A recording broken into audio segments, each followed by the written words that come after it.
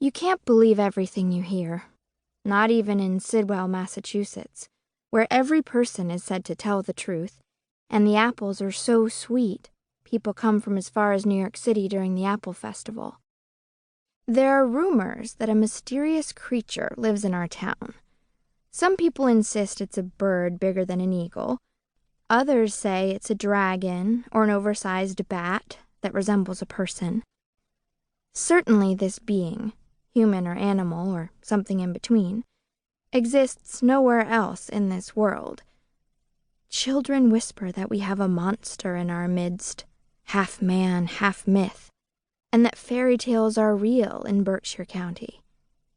At the Sidwell General Store and at the gas station, tourists can buy t-shirts decorated with a red-eyed, winged beast with Visit Sidwell printed underneath. Every time I see one of these shirts in a shop, I casually drop it into the garbage bin. In my opinion, people should be careful about the stories they tell. All the same, whenever things go missing, the monster is blamed.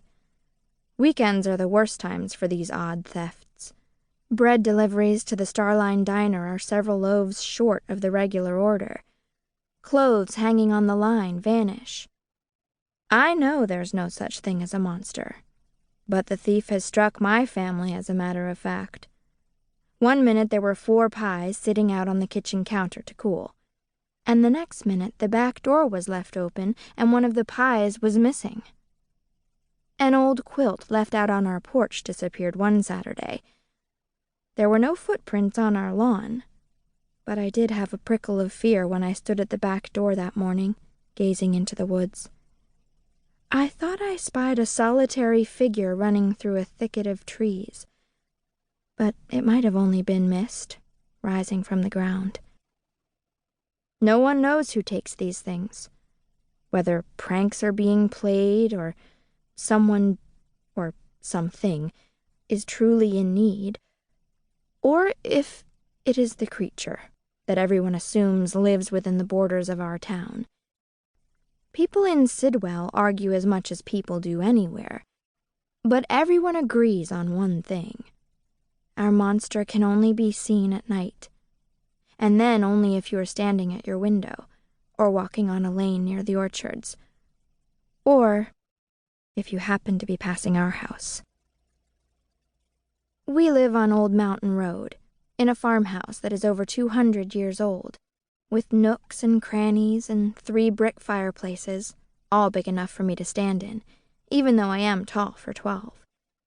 From our front door there's a sweeping view of the woods that contain some of the oldest trees in Massachusetts. Behind us are 20 acres of apple orchards. We grow a special variety called pink. One of my ancestors planted the first pink apple tree in Sidwell. Some people say Johnny Appleseed himself, who introduced apple trees all over our country, presented our family with a one-of-a-kind seedling when he wandered through town on his way out west. We make pink applesauce, pink apple cake, and 2 shades of pink apple pie, light and dark. In the summer, before we have apples, we have pink peachberry pie. And in the late spring there is hot pink strawberry rhubarb pie, made from fruit grown in the garden behind our house.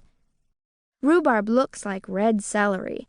It's bitter, but when combined with strawberries, it's delicious. I like the idea of something bitter and something sweet mixed together to create something incredible. Maybe that's because I come from a family in which we don't expect each other to be like anyone else. Being unusual is not unusual for the Fowlers.